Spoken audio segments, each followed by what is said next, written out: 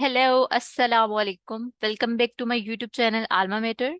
उम्मीद करती हूँ सब ठीक होंगे। Okay ji. CSS optional European history MCQ series हमने स्टार्ट की हुई है। अच्छा, एक बात बता दूं कि ये जो यूरोपियन हिस्ट्री हम कर रहे हैं ये आपके जीके के पॉइंट ऑफ व्यू से भी बहुत इंपॉर्टेंट है। आप सीएसएस की तैयारी, सीएसएस एमपीटी की तैयारी कर रहे हैं, कोई भी वन पेपर की तैयारी कर रहे हैं, या बीइंग अ सीएसएस एस्पायरेंट आपका यूरोपियन हिस्ट्री ऑप्शनल सब्जेक्ट है, तो जरूर इस वीडियो को देखिएगा। और इससे पहले जो मैं वीडियोस अपलोड कर चुकी हूँ वो भी देख लीजिएगा, क्योंकि मैं हर एक चीज को टू द पॉइंट शेयर नहीं करती, बल्कि मजीद डिटेल्स के साथ शेयर करती हूँ, ताकि किसी भी क्वेश्चन से रिलेटेड अगर एक क्रॉस क्वेश्चन पूछ लिया जाए तो वो आप इजीली सॉल्व कर सकें। और पिछली वीडियोस के लिए आप प्लेलिस्ट चेक कर सकते हैं, और मेरे चैनल पे नए हैं तो चैनल को सब्सक्राइब कर लें ताकि आपको आने वाली हर वीडियो मिलती रहे। चलिए जी, स्टार्ट करते हैं। आज डे 9 है, यानी सीरीज नंबर 9 है।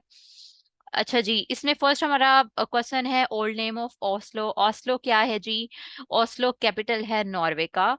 ये आपको पता होना चाहिए, और ये एमसीक्यूज जीके में आ जाता है कि ओस्लो जो है ये किसका कैपिटल है, या नॉर्वे का कैपिटल क्या है। ठीक है, तो वो ओस्लो है। अब यहाँ ओल्ड नेम ऑफ ओस्लो की बात हुई है। जो है ओस्लो, ये कब बना, मतलब कब फाउंड हुआ, तो ये 1024 में हुआ। और इसको रीनेम कब किया गया? ठीक है, रीनेम कब किया गया? 1624 में इसको रीनेम किया गया क्रिस्टियानिया, आफ्टर द दानिश किंग। ठीक है। और बाद में इसके स्पेलिंग को चेंज किया गया 1877 में। जस्ट के का डिफरेंस है, बाकी वही है। और देन इसको ओरिजिनल नेम जो है ओस्लो दिया गया 1925 में। तो ये शॉर्ट सी कह लो कि इसका डिटेल है, और आपके जनरल नॉलेज के लिए भी एक इम्पॉर्टेंट चीज है, तो इसको तैयार कर लीजिएगा, साथ नोट कर लें। अपने शॉर्ट नोट्स बनाते जाएं। शॉर्टकट जो वे है उसको मत यूज किया करे, मत अप्लाई किया करे अगर आप कुछ बनना चाहते हैं तो। अच्छा जी, नेक्स्ट हमारा क्वेश्चन है which continent is known as the dark continent. तो डार्क कॉन्टिनेंट जो है वो हम अफ्रीका को कहते हैं। क्यों कहते हैं उसकी रीजन भी मैं बता देती हूँ। अच्छा जी, डार्क कॉन्टिनेंट यानी अफ्रीका जो है, इसको किसने इसको डार्क कॉन्टिनेंट कहा? तो वो हेनरी स्टैनले जो है, इन्होंने अफ्रीका को डार्क कॉन्टिनेंट का नेम दिया इन 1878 ट्रेवलॉग। फिर इसकी रीजन क्या है? क्योंकि यहाँ पे यूरोपियन जो है, अननोन यूरोपियन जो है, उन्होंने बहुत अरसे तक अफ्रीका में टाइम गुजारा, और they had limited knowledge about it's geography, culture और सोसाइटीज। तो इस वजह से उन्होंने इसको डार्क कॉन्टिनेंट का नेम दिया। मजीद ये जो सेंचुरी बनती है वो 19th और अर्ली 20th सेंचुरी जो है वो बनती है। बट इसकी आप डिटेल देख लीजिएगा, और यहाँ मैंने मैप ऐड कर दिया है। जैसे कि कुछ नए स्टूडेंट होते हैं बीइंग अ सीएस एस्पायरेंट, और चाहे आपने अभी से वन पेपर की तैयारी शुरू की है, तो वर्ल्ड मैप जो है वो बहुत कम ही बच्चे होते हैं जिनको एग्जैक्टली पता होता है, उसका नॉलेज होता है, उसकी हावनो होती है। वरना जो नए स्टूडेंट होते हैं, फ्रेश ग्रेजुएट्स होते हैं, उनको वर्ल्ड मैप इवन के कॉन्टिनेंट्स की पोजीशन का भी नहीं पता होता। तो इसलिए मैं साथ में कुछ इमेजेस शेयर कर देती होती हूँ। अच्छा जी, ये हमारे पास अफ्रीका कॉन्टिनेंट है, इसकी आप पोजीशन देख लें। ठीक है। और जब भी हम वर्ल्ड मैप को देखते हैं तो आपका जो राइट साइड है वो ईस्ट बनता है, उसके ऑपोजिट वेस्ट है, ऊपर नॉर्थ है, और नीचे साउथ है। ठीक है। और साउथ पोल पे ही जो अभी इंडिया का जो है स्पेस क्राफ्ट किया है मून पे। ठीक है। अच्छा जी, नेक्स्ट हमारा एमसीक्यूज बनता है where did the Titanic sink. Titanic का आपको पता होगा, एक बहुत बड़ा जहाज था। मजीद में टाइटैनिक की यहाँ डिटेल नहीं बताऊंगी आपको, इसके लिए आप यूट्यूब पे रेंडमली सर्च कर ले टाइटैनिक की हिस्ट्री। तो एक बहुत इंटरेस्टिंग हिस्ट्री है, अगर आपको नहीं पता तो इसको जरूर देखिएगा। इसकी जो हिस्ट्री है, कोई भी इस पे एक शॉर्ट सी सीरीज बनी होगी। अच्छा जी, टाइटैनिक शिप की बात कर लेते हैं कि ये कहाँ पे सिंक हुआ, एग्जैक्ट इसकी लोकेशन पूछी गई है। तो वो नॉर्थ अटलांटिक ओशन में ये जो है डूबा था। मैं यहाँ मैप भी ऐड किया हुआ है, ये देखें। नॉर्थ अटलांटिक ओशन में ये सिंक हुआ था, मतलब डूब गया था।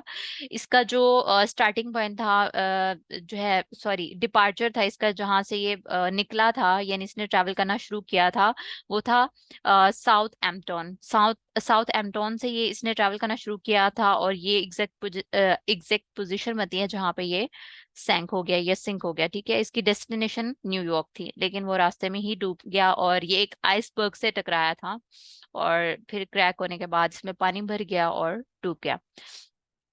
इसकी आप जो है इसकी सीरीज या कह लो कि हिस्ट्री जो है वो लाजमी देखिएगा, और एग्जैक्ट जो है वो इसके माइल्स भी बताए हुए हैं, 370 माइल यानी 600 kilometre south south south east of the coast of Newfoundland Canada. ठीक है, तो ये डिग्रीज वगैरह इतनी इंपॉर्टेंट नहीं है, जस्ट फॉर योर नॉलेज मैंने ऐड कर दी है। अच्छा जी, नेक्स्ट हमारा क्वेश्चन बनता है ऑपरेशन बारबरोसा। बारबरोसा जो ऑपरेशन है ये कब हुआ, स्टार्ट हुआ था, एग्जैक्ट ये एमसीक्यूज था। तो जून 22 1941 को स्टार्ट हुआ था, और एंड दिसंबर 5 1941 को हुआ था। ये डिटेल कंप्लीटली आपने तैयार करनी है, ये नहीं करना कि बस ईयर कर ले, आपने मंथ डेट और ईयर कंप्लीटली इसको तैयार करना है। अच्छा, ये जो ऑपरेशन बारबारोसा था, ये एक कोड नेम था, code name for Nazi Germany invasion of the Soviet union during world war 2। ठीक है, तो नाजी जो है, नाजी जर्मनी को नाजी जर्मनी क्यों कहते थे, क्योंकि हिटलर की पार्टी नाजी थी, तो इस वजह से इसको नाजी जर्मनी कहते थे। और ये आपको जैसे मैंने बता दिया कि ये जर्मनी का कोड नेम था, नाजी जर्मनी का, जब इसने इन्वेजन किया सोवियत यूनियन को ड्यूरिंग वर्ल्ड वॉर 2 में। अच्छा जी, it was the largest military operation in history in terms of man power and casualties. जैसे हमने कल के लेक्चर में देखा था कि 70 to 75 मिलियन जो लोग थे, और या कैजुअलिटीज थी वो हुई थी, यानी ये तारीख की बहुत अ, अ, गंभीर जो है वो वॉर समझी जाती है। ठीक है, और ये मैंने यहाँ पे मैप ऐड कर दिया है, ये देखिए, ये रशिया है, रशिया का कैपिटल मॉस्को है, और इस तरफ से ये ऑपरेशन स्टार्ट हुआ था, और इन्होंने इन्वेड किया था सोवियत यूनियन को, यानी नाजी जर्मनी ने इन्वेड किया था सोवियत यूनियन को। और इसकी एग्जैक्ट डेट देख लीजिएगा। अच्छा जी, नेक्स्ट हमारा आंसर कुछ बनता है यूएसए कॉलोनाइज्ड बाय कंट्रीज, यानी अमेरिका जो है ये कौन कौन सी कंट्रीज के थ्रू कॉलोनाइज्ड हुआ। तो वो ब्रिटेन, फ्रांस, स्पेन, नीदरलैंड्स और स्वीडन का भी नाम आता है कई जगह पे। ठीक है, तो ये आपने कंट्रीज याद रखनी है पेपर में।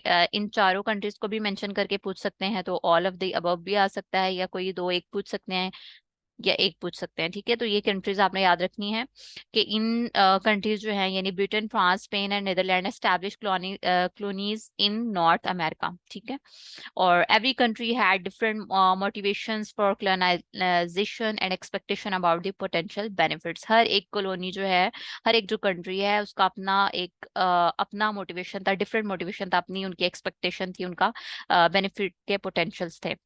नेक्स्ट हमारा एमसीक्यू है league of nation expelled which country from its membership. तो लीग ऑफ नेशन ने कौन कौन सी कंट्री को अपनी मेंबरशिप से एक्सपेल कर दिया था, उसकी रीजंस क्या थी, वो मैं यहाँ आपको बता देती हूँ। वैसे तो एग्जाम में सिर्फ एक सॉरी, ये जो पास्ट पेपर था उसमें एमसीक्यूज पूछा हुआ था कि लीग ऑफ नेशन ने कौन से कंट्री को अपनी मेंबरशिप से एक्सपेल किया, तो वो जस्ट वहां पे पाकिस्तान, सोवियत यूनियन, ईरान, और I think fourth option none of these था। तो वहां तो सोवियत यूनियन था, लेकिन आपको सब कंट्रीज का पता होना चाहिए, तो इसलिए मैंने कंप्लीटली डिटेल यहाँ पे शेयर कर दिया। अच्छा जी, कंट्री फर्स्ट ऑफ ऑल तो हम देख लेते हैं the Soviet union. Soviet Union को इसने लीग ऑफ नेशन ने अपनी मेंबरशिप से एक्सपेल किया। जर्मनी को किया, जापान को किया, इटली को किया।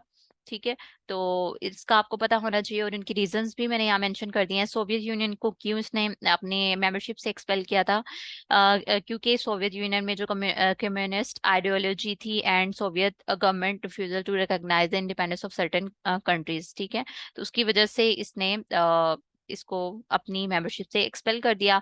जर्मनी को 1933 में किया था, हालांकि ये जर्मनी जो है इसका एक फाउंडिंग मेंबर था लीग ऑफ नेशन का, लेकिन फिर भी उसको एक्सपेल कर दिया गया। उसकी रीजन जर्मनी के जो मिलिट्री थे उसकी एक्शन था। ठीक है, तो इसकी वजह से 1933 में इसको एक्सपेल कर दिया गया। फिर जापान आता है, जापान को भी 1933 में एक्सपेल कर दिया गया, और इसकी रीजन क्या थी, जापान ने इन्वेड किया था मंचूरिया को 1931 में। तो इसके कॉन्डेम में लीग ऑफ नेशन ने जापान को एक्सपेल कर दिया अपनी मेंबरशिप से। फिर है इटली। अब मंचूरिया को आपने सर्च कर लेना है कि ये कहाँ पे है, ठीक है। अच्छा, फिर इटली आता है। इटली ने भी लीग ऑफ नेशन को छोड़ दिया 1937 में, क्योंकि या इसको एक्सपेल कर देना था या इसने खुद ही छोड़ दिया। तो उसकी भी रीजन क्या थी, इसने इन्वेट किया था इथोपिया को इन 1935 में, again the defence of league principles. ठीक है। और देन क्या है हमारा last point, the United nation eventually replace the league of nation in 1945 after world war two. ठीक है। यानी लीग ऑफ नेशन को अगेन देन बाद में रिप्लेस कर दिया गया यूनाइटेड यूनाइटेड नेशन में, सॉरी लीग ऑफ नेशन में कन्वर्ट कर दिया गया। अच्छा जी, ये आज के लिए इतना ही है।